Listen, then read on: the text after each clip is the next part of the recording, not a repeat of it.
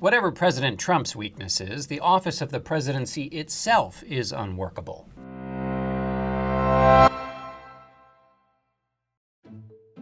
When the framers originally designed the presidency in 1787, they deliberately limited its power, and for generations it stayed that way. But in the 2 centuries since, the office of the presidency has grown larger, too large for any one person to succeed.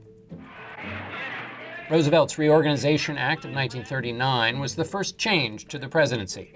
President Roosevelt was granted 6 staff, and the move opened the door to future presidents who wanted to modify the office.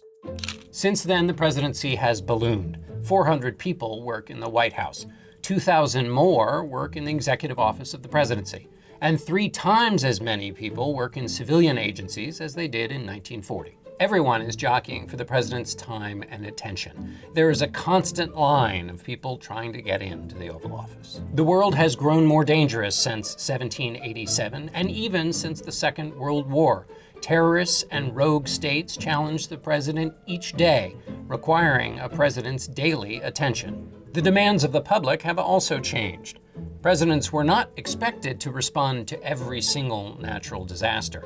Now, if a president doesn't respond, it can ruin his presidency. George W. Bush never recovered after being photographed looking down on the devastation of Hurricane Katrina.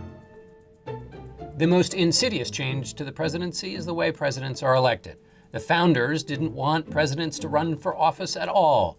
Then John Kennedy used the primary system to play to the crowd. Then television made every candidate want to play to the crowd. Now, to get elected, you must play to the crowd.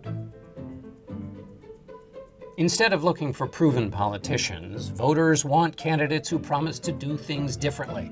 Experience is a liability.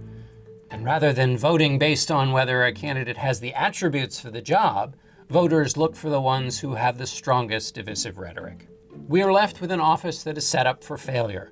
The staff is too big, there are too many obligations and too many expectations. And the way we select candidates for the job makes certain that they won't be able to handle it.